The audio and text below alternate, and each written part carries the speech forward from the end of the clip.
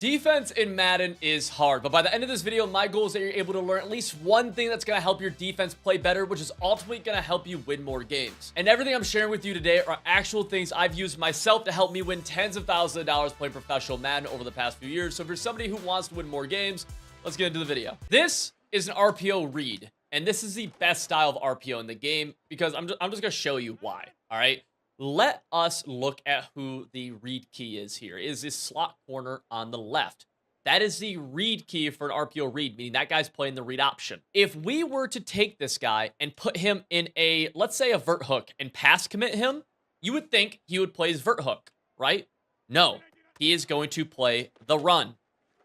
What that means is that he is not going to play the bubble at all on the RPO. So even if we did something like, okay, hey buddy, I really need you to play this RPO right here, right? I need this to get defended. Need the RPO to get defended right here. You're still the read key. Guess what? He doesn't defend it.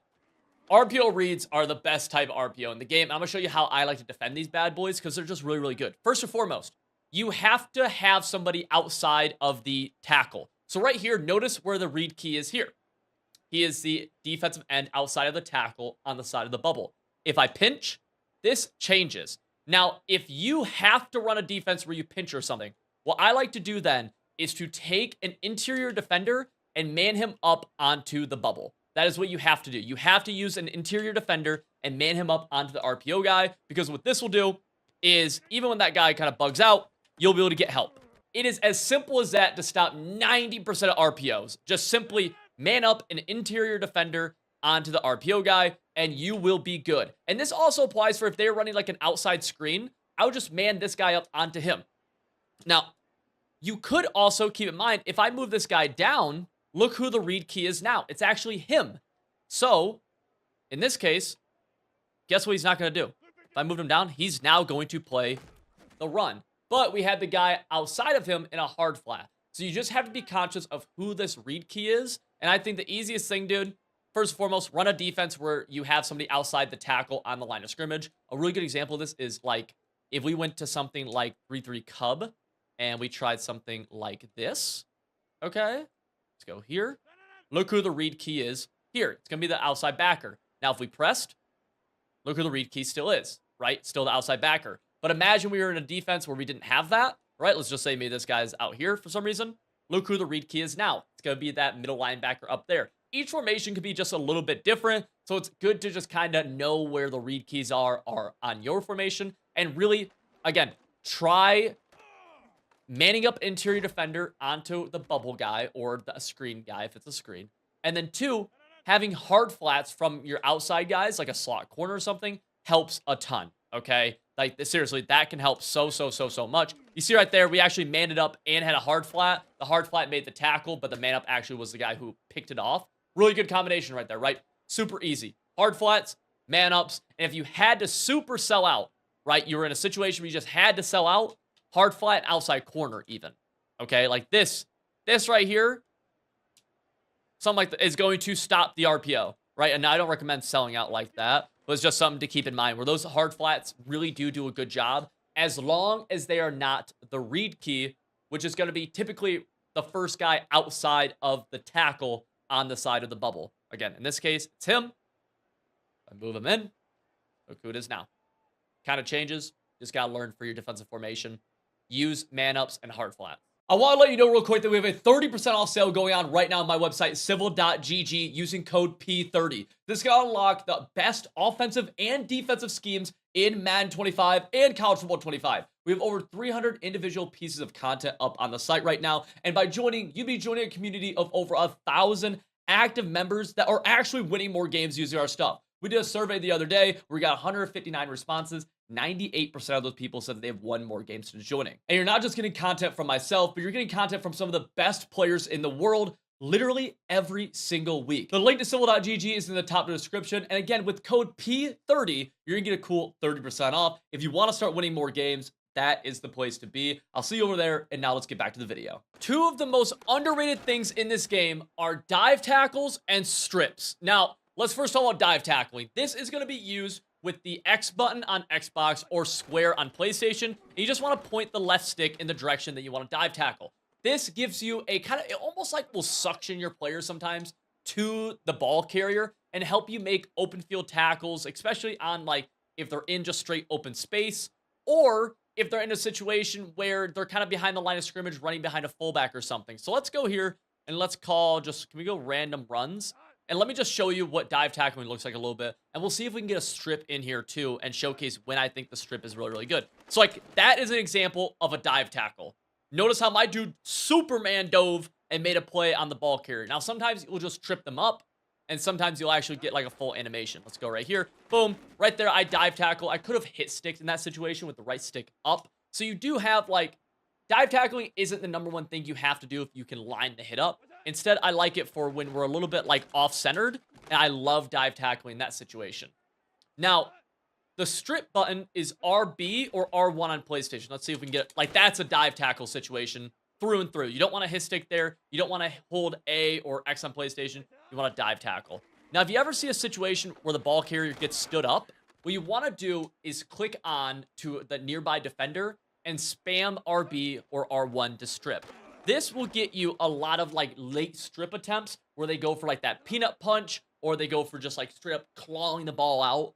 This is massive, and it honestly gets you a lot of extra turnovers. So like, let's see if we can see an example. Even like right here, if we have a super situation where like the guy is like clearly about to get tackled or is being tackled, that's where I want to really try going for the strip.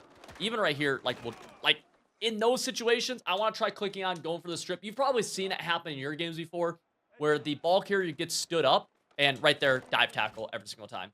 But the ball carrier gets stood up, and you get a late fumble. That's because someone's coming in and going for that strip super late. Let's see if we can get an example here. Right there, I'm going for the strip. Even though we don't get a good animation, we want to give ourselves the potential of it. One fumble can legitimately win you a game in Madden, right? All it takes is one.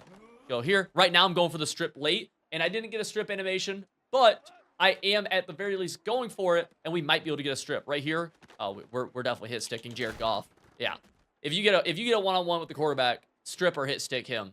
You got to hit stick again. Line that bad boy up with the right stick. Hit stick is up on the right stick. If you have a big running back, you can hit stick down on the right stick, which will give you a cut stick, and that'll help you, like, if you have a size disadvantage, just take out their knees. So if you look at the player I'm on right now, you see I can see his assignment. It's a mid-read, and if I switch over to the deep half, I see it's a deep half. Now, I get asked all the time, how do you see the exact player of only the player you're using? And I figured I'd just show you guys my entire settings. It's inside of the game options, and if we scroll down here, first and foremost, hit stick mechanics, I have both of these things turned on, okay? And then we're going to go to auto flip defensive play call. I want that default on. I want defensive ball hawk also on. I want defensive heat seeker assist on and at 200%. There's some argument between this of whether you want it on or off or what percentage you want. This is what I have it at. Maybe there's better stuff. This is just what works for me. So feel free to mess with this if you want. Defensive switch assist, I want this on. This actually helps a ton, in my opinion, for switch sticking. And then controlled player art. That's actually how we see the player, the player of the player we are on for offense and for defense. I want this on as well. Keep in mind that your game settings will actually like randomly reset, I think, whenever you turn off your console or in between games or something. So just check this sometimes to make sure it's on, because mine consistently like will turn off randomly. But yeah, that's a quick rundown of the game settings that I actually use. And again, it's a lot of it's preference, right? You could definitely change it and fit your play style and win a ton of games, probably doing exactly the opposite of what I showed you. Cover 3 bombs are super popular. They happen all the time. They're easy to set up, and like it's basic to do a cover 3 bomb. I'm gonna give you 2 different ways to take away one-play touchdowns in Madden 25. First and foremost, what this one-play touchdown is out of the gun trips tight end offset. This is set up if you want a one-play touchdown against cover 3. There you go.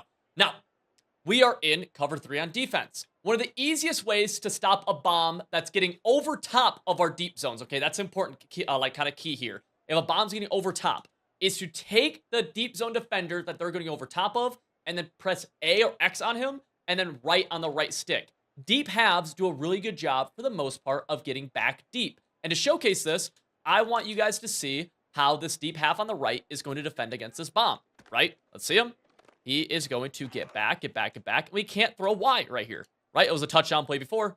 that play, it's no longer a touchdown. Now, keep in mind, deep paths do a better job of getting back, but they don't get to the sideline as well. So you are giving up potential, like, deep shots to the sideline, but it will stop the one-play touchdowns over top, and it baits a lot of people. Now, the next thing we can do is actually a little bit more advanced. It's probably my favorite, actually. It's a brand new thing this year, where, let me just spy my defensive line here for the sake of it. Keep in mind that when I call this play, it's going to be a one-play touchdown, but when I see it happening, I can actually switch stick, and I can get up there. And so using the switch stick can actually bait a lot of dudes into throwing one-play touchdowns. You either want to use the right stick and flick it in the direction of the player getting bombed, okay? So like in that case, I flicked onto the outside third on the right because that's who got bombed. Or you could be a little bit more aggressive and you could do something like this, which also does a really good job, where it's like, okay. Oh, bomb. And now we're predicting where they're going to throw, and we're able to get over there. And right there, they try going to where we left, and we have somebody rotating to help against that as well, okay? So switching on to a deep middle blue or one of your outside blues is really, really good. Now, you might be like, okay, but how do I know when they're running a bomb? Well, part of it's just like recognizing what's happening on the field, right? If they have either ran this already this game, or you just kind of see somebody breaking open deep, you're like, wait a second, oh geez, bomb. You are able to click on and switch stick, and you are able to make a play, right? This is just like reading the play as it's happening, and it can take some time getting used to it. But if someone does this to you once in a game, you can expect that they're going to try it again. So again, using the switch stick is a great way, or simply just put a deep half on the side that they're trying to bomb, and it's going to do a really good job as well. You see right here again, right? They try to bomb it, have that deep half, bang. Really easy, 2 basic ways to take away one-play touchdowns. I am massive on making people have to work to score touchdowns and not just give them freebies. So looking at this defense, this is a cover 3 blitz, okay? But when we call a play, notice that we actually don't run cover 3. Instead, it's match. The way I can tell that is because the outside corner and even the middle linebacker and really just everybody on defense just matched and ran with different receivers. If we run this again, watch what my outside corner on the left here does. We snap the ball, and instead of going into his deep middle third, he is going to match. That is match coverage. A big thing to keep in mind that a lot of people don't know in Madden is that cover 3 blitzes are match coverage. Okay, it's always going to be some sort of cover 3 match. Even though, look, if we go to cover 4 quarters right here, look at the little tag that's in kind of purplish. It says match. In this blitz play, that little tag just says blitz. It says nothing about match coverage. But as I just showed right there, it is match. Now, typically, you can turn match off by turning a zone drop on. So we could do something like this, right? Just whatever the zone drop is. This will typically turn match coverage off. But with a cover 3 blitz, it actually doesn't. Okay, so we do the same thing. Watch my outside third right here. He's going to still actually match. It's very weird because if this was palms or quarters, it wouldn't match anymore. But the way we could turn it off here is simply by pressing Y or triangle and down on the right stick to shade our coverage underneath. Simply doing that. Now let's watch what happens here. Watch what that outside third does on the left. He is going to actually play his area, and he actually is going to be there to be able to make a play on the ball. This is just really weird. And it's just something to keep in mind that to turn match off, you can just shade your coverage underneath or over top, and that'll totally eliminate the match for all matches. To turn off cover 4 quarters or cover 4 palms, you simply just need to have zone drops on, and that's going to turn the match off right there. And a huge thing to keep in mind always is that cover 3 blitzes are by default a match coverage unless you do what I said to turn them off. 90% of the time, you are going to want to have auto flip defensive play call on. This is inside your coaching adjustments on defense. To get to this, you're just going to click your right stick in, and it's going to come right here. Now, I'm going to tell you the times where you'd want this off, and I want to showcase why I typically recommend having it on, okay? So to showcase that, let's actually turn it off here. Now, on defense, I'm going to call nickel over. This is a nickel formation where you see number 6 on your screen right here. Number 6 is our slot corner, and he's creating a misaligned defense. We have more people to the left on this defense than we do to the right. So let's come out in this, and remember, our slot corner's to the left. Now, on offense, we're going to come out in gun tray open. This has our trips to the right. So you might be kind of seeing what's going to happen right here, where we're actually going to have my slot corner, number 6, Gordon, all by himself on the left side. He's on the weak side of the formation. We don't need him there, right? And what's happening on the right side now is I have linebackers who have to overcompensate get out of the middle, and they have to actually align onto and match the alignment of the slot wide receivers. This can cause huge issues in coverage because we have linebackers matching up over top slot wide receivers, and in the run game because look at the box right here. We have nobody on the inside, so there's high potential for like good runs just because we don't have linebackers in the box here, right? Whereas check what happens if I flip my play, right? And this would be mimicking having auto flip defensive play call on.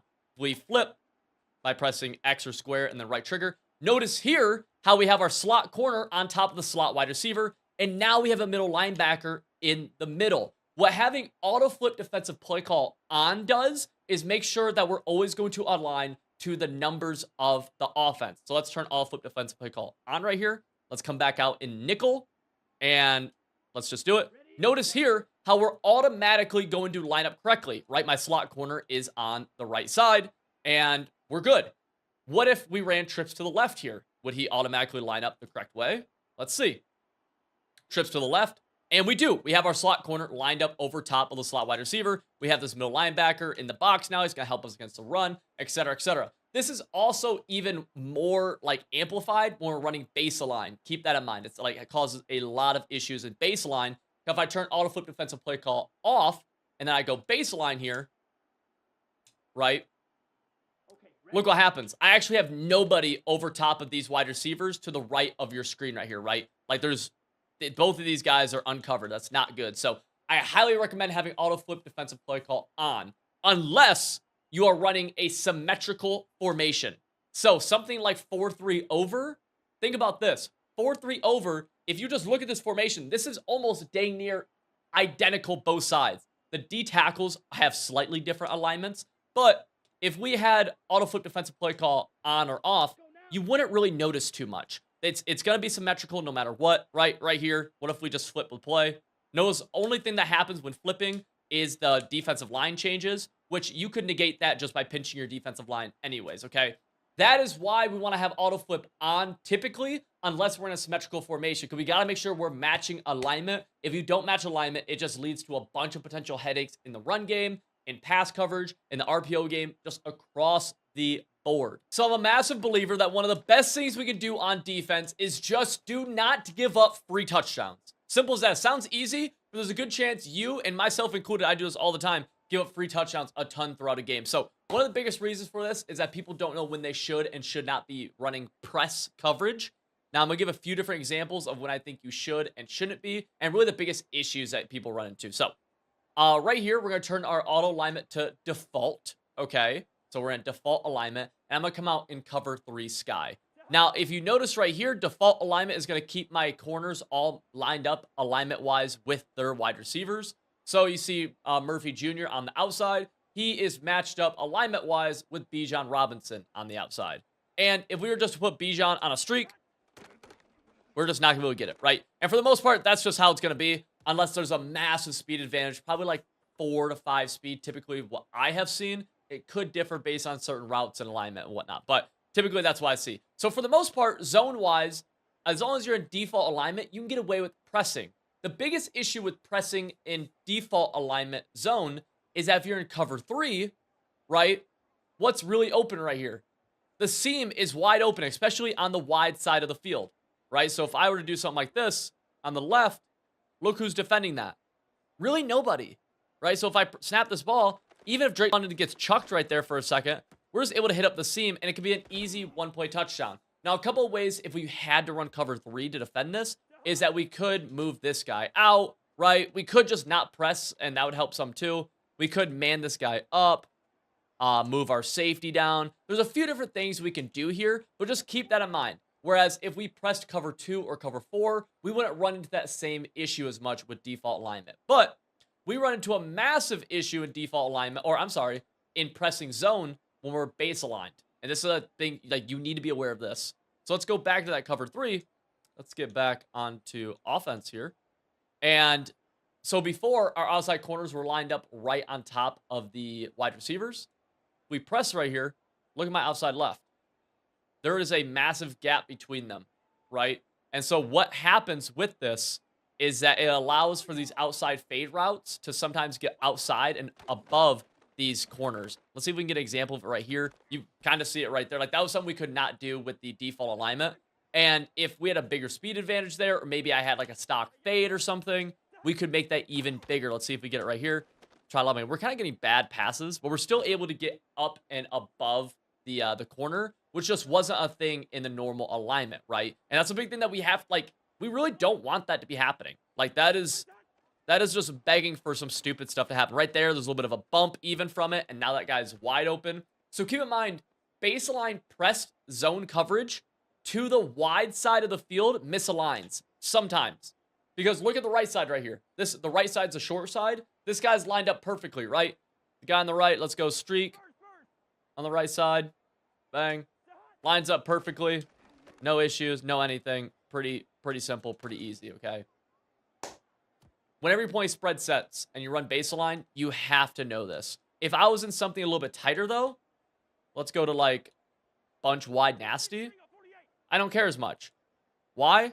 Because this guy, my outside wide receiver's inside of him, right? Even if we motion out, this formation just doesn't have very wide alignment, so we still have outside leverage. It's okay. But just keep that in mind for zone baseline to the wide side of the field. Your guys can get outflanked. Now, when it comes to man coverage, okay, if we go back to default alignment, I only want to press when I have some sort of safety help for the most part. And what I mean by that is like cover 2 man with help over top. That is, to me, that is massive. Because if I'm pressing and I get these guys not helping over top, these safeties, well, you'll see right here, Drake London on a streak.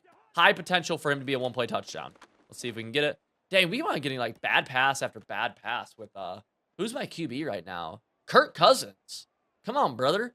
But in this case, where we have safety help over top, there we go. Right, we're going to be able to throw this. But it's going to have, we're going to have that safety coming down so we can't pass lead up as much. We're going to have a little bit more leeway. Now, keep in mind, if it's a 4th and 2 for the game or something, 4th short yardage, then maybe we could press without that safety help. Or if we're in the red zone, we can do that. But if we're in the open field and we're running, let's say, a lot of people love doing this, cover 0, and let's see the play art right here. You've probably seen something like this, and we just go bang. Well, the pressure is screaming, but guess what? We're just going to lob it up, and we have a good chance at being able to score a one-play touchdown over the top. Let's see it again really fast. And this is something that a lot of people do. A lot of people do this cover 0, press everybody, then they're not sure why they give up a free touchdown, and that's why, wow. Dude, I've missed every throw at Kirk Cousins. This dude's the worst. I wish he was still on the Vikings. I'm a Lions fan. But you guys kind of get the idea of when you should be and should not be pressing and kind of the risk that comes with that. So this right here is a standard 3-man pass rush with my user not blitzing. And what you're going to see here is not much pressure at all. You might even see some pancakes. Really, the only way to get much pressure with this is if you like have abilities. And right there, we got actually better sheds than you usually get setting 3. Now, this is a 3-man pass rush with my user blitzing, but I'm going to stand back kind of far. Okay, user is blitzing. We're standing back kind of far. Pretty much nothing is going to change here. You are still going to get the same crappy sheds, and, we kind of get a disengage right there. It's just bad sheds, okay? That's with a blitzing user, but we're not standing close to the line. Right here, sending 3, but we have our user blitzed, and we're standing close to the line. Now we're going to actually see some sheds. You see actually dual sheds right there off of both edges, something that we did not see the first 2 clips. Basically, what I'm getting at here, to be able to send 3 people and get sheds, your user needs to be blitzing near the line of scrimmage. You essentially need this little check mark above his head to be activated, okay? The issue with this is that you can't switch stick as well with it, right? You can't, like, push the left stick up and then, like, switch stick. Or you can't switch stick with the right stick when your user's blitzing. So in this case, the switch stick, you'd actually have to push the left stick in the direction you want to switch to and press B like that. So in this case, boom, now we're able to switch stick, and my user's going to come blitz, okay? So that's just a little thing, right? To switch stick with our user blitzing, we got to use the left stick in B, or circle, and we're going to be able to get better sheds. You see the better shed right there again. I want to showcase this, though, again. If we stand, far back, we will not get those sheds. We might get disengages, but notice we're not getting sheds. We are getting no pressure. There's a massive difference. Eventually, we get a shed. Whereas if we stand close, right, let's go right here, snap this ball, we're going to get pretty decent shed. We actually see almost an auto shed off both at, like, massive difference. You need to be standing close if you only want to send 3. and you have to have your user blitzed. Okay? Boom. These 10 defensive tips are going to help you win more games, but if you want to win even more games, you got to check out this video right here where I break down the 10 best plays in Madden 25. These are must-adds into your offensive and defensive schemes right now.